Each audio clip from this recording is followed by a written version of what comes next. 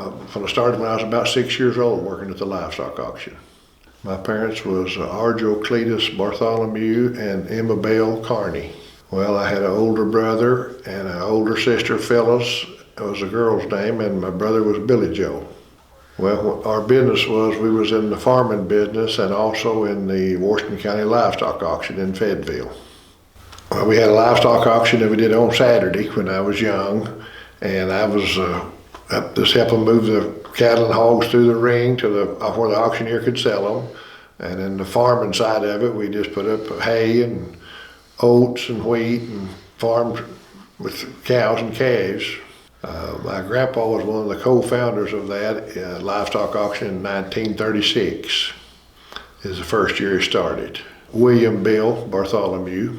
Well, when I first started, I was in charge of checking in the hogs. When the people back up and unload their hogs, I'd write down their name and their address, and then somebody else. I was just a little kid, just barely could write, but I'd write down their name and address and give them receipts where they had 4 sows and 2 boars and 3 pigs or whatever they had, and then give them their copy, and the other copy would go to the office, and that's how their checks got made out.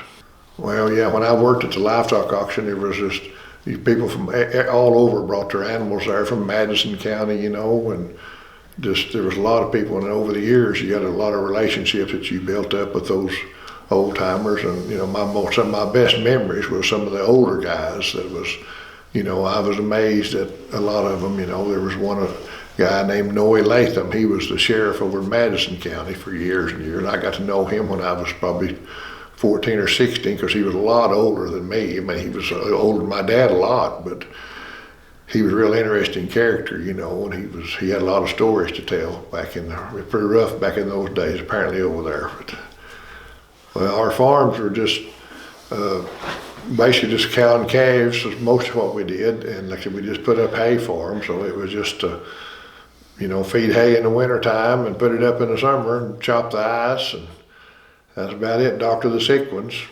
Well, when I was a kid, the Prairie Grove was small little community. Everyone knew everyone. And I'd walk downtown. We lived about 2 blocks from Main Street, and I'd walk downtown when I was 5 years old, and that's just the way it wasn't much going on, back in those days. And it was, everyone knew everyone, and it was a peaceful little old town. Well, my dad was, he started, I guess he left home when he was about 13 and went to work in Prairie Grove. He was born and raised in Strickler, and he went to work for one of his older brothers down here at the store in town, a grocery store. And then from there on, he just saved his money and got help. Of course, his dad had the sale barn at the time, so then he started working up there a little bit, and then he just grown into the cattle business from that direction, Well, my mother, she was in charge of all the cooking, of course, and the cleaning and raising the kids, and that was her main job, and that was a full-time job, I'm sure, raising 3 of us. But when we lived here in town, Dad had a milk cow out there. He milked the cow in the morning, and of course we'd have to help do some of that stuff. They raised a big garden, and Mom canned all that stuff, and all kind of vegetables, even canned sausage, and I carried the trash out and mowed the yard and that kind of stuff, picked weeds and weed the garden, and oh yeah, Dad believed in starting young and working hard all the time. When I was young, the only extra thing I did, I guess, I picked up pop bottles a little bit here and there and take down to the grocery store and get that 2 cents a bottle for them. And that's the rest of the time Dad had me busy doing something. I was riding the tractor when I was about 7 or 8, raking hay and that kind of stuff. So that's all the job I ever had, I guess, was doing that. Well, we went to church every Sunday, and I had to go to youth group, of course, Sunday night. That was a big deal back then, and there was probably 35 or 40 of us at the church, it's Methodist Church, going to youth, and of course we went to Sunday school, and that was every week deal. That was just part of life. Well, when I was young, Mom would let me go downtown a lot of time on Saturday and give me a quarter, and I could go to the movies down there. And you go get in for the movies and get something to eat and drink both for that quarter. And I remember a lot of the old timers sitting down there in front of some of the parts stores or pool halls or whatever it was down there playing their guitars and banjos and stuff on the main street there on Saturdays, and that was quite interesting for me. Yeah, we had Trades Day. It was, I don't know where it was ever Saturday or once a month or what, but I remember my grandma going to it all the time. That was a big deal, save those little tickets, you know, and they'd draw their names, and the town would be plumb full of people. When they went to the livestock auction, if you lived in Prairie Grove area, for example, a lot of people, they didn't come to Fayetteville but maybe once a week, and some of them was once a month, maybe to bring their cattle up there and sell them, and that was a long ways, 12 miles from Prairie Grove to Fayetteville. So, you know, of course, time went on, that changed, but a lot of them, I'm sure, didn't go but once a month probably. Well, in Prairie Grove schools, you know, it was pretty small. I can't remember how many was in my class when I was young, of course, because when we graduated, there was about 50 in the class. But there again, everyone knew everyone. It was just about everybody, you know, even the classes that's 3 or 4 years older than you know, you knew them or their brother or something. It was just a small town atmosphere, and it was pretty neat, you know, and my mom knew most of the teachers. And well, my classmates, and when I was in school, had of course, boys and girls both, but a lot of them was not my neighbors, you know, that lived right behind us and down the street, you know. I don't know, it was just, there again, it was just a small time atmosphere. The teacher I remember the most, I guess, would have been Miss Rogers. She was my 5th grade teacher, and everyone was scared to death of her, but as time has told, she taught most everybody a lot, because she was so strict on you getting your homework and all that stuff. You know, everybody's scared to death of her, so you got your homework done. And it was, I learned a lot from her, and it was a blessing that I had her. Well, yeah, I played a little bit of sports. I played basketball and some football, but I didn't get to finish that. I hurt my back pretty bad, pulled a lot of muscles in it when I was a junior, and that was the end of the sports world for me, but I enjoyed a lot of it. I remember when I was young going downtown, there's another guy that was named Opal Stevens.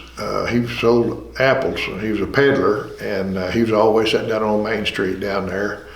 Had a little blue and white pickup. He sold apples and peaches out of it, you know, and apparently that's what he had done, what his dad had done. But see, some of the stores in town there that I remember going in and out of, there was an IGA down there that I think Guy Sparks and Ronnie Stone ran that store.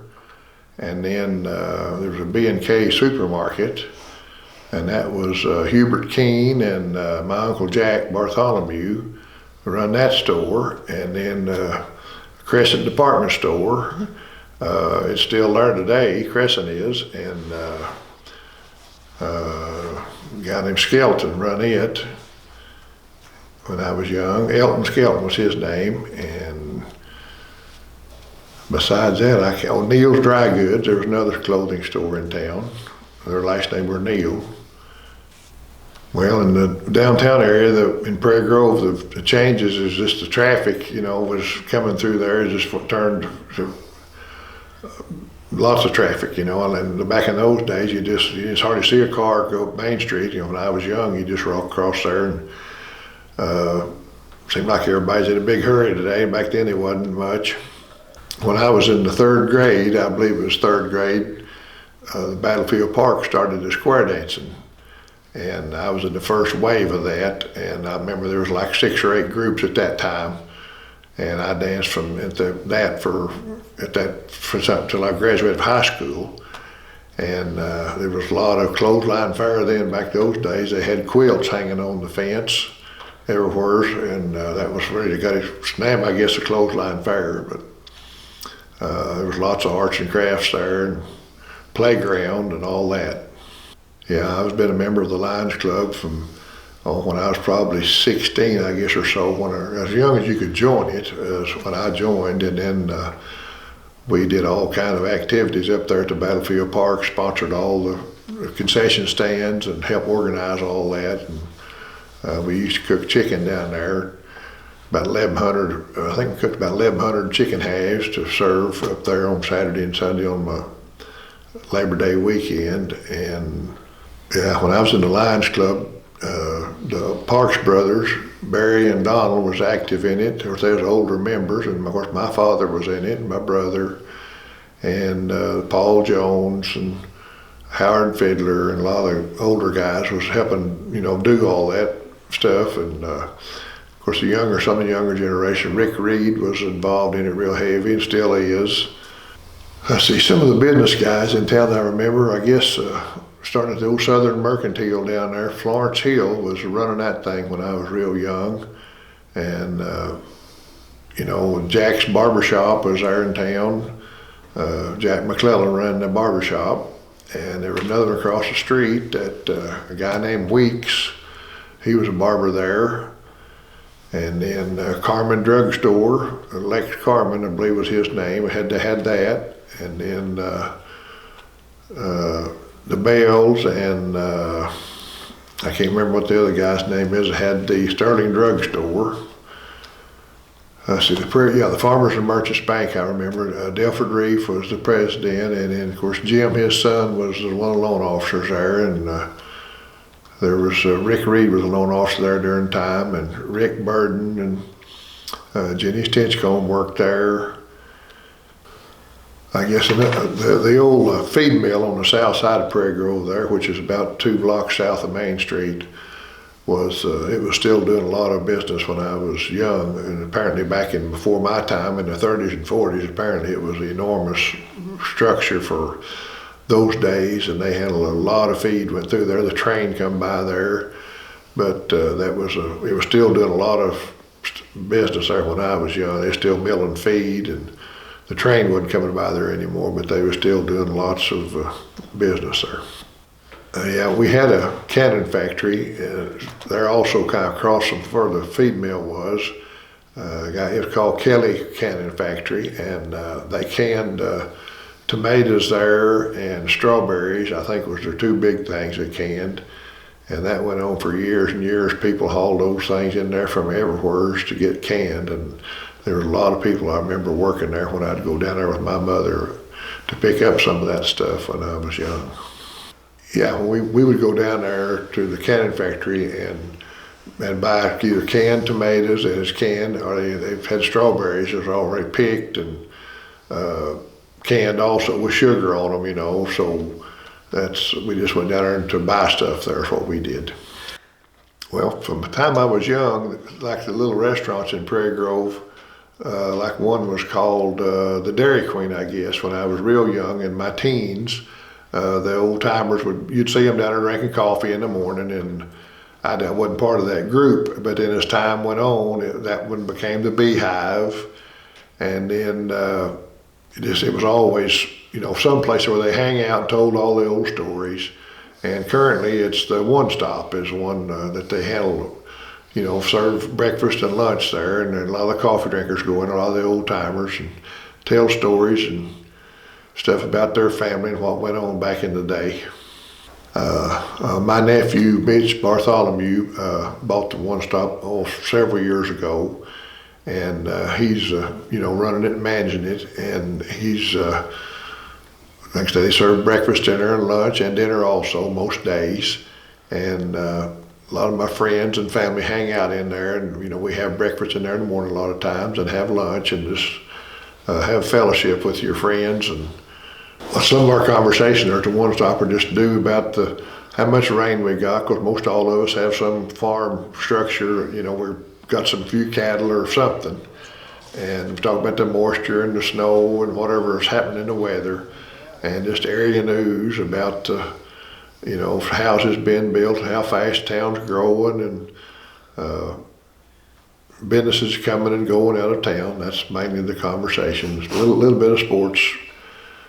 Yeah, there's another hangout in Prairie Grove. It's down at the Larry Crawley's parts store. There's a pretty good crew comes in there early in the morning, drinks coffee. I think Larry makes about 3 gallons of coffee a day for them, but they have to all drink on. But there's a pretty good crew hangs out there. 2 or 3 different shifts comes through there, and lots of stories down there too. Colonial Courts, before it closed, was a great big hangout, and my sister and brother and them, they even hung out there when they were young, had a little pool table in there, and it was a kind of a real hangout back in those days, in the 50s and the 60s, but it closed a few years ago, but it was a real neat little place. Prairie Grove is a wonderful place to live and raise your family.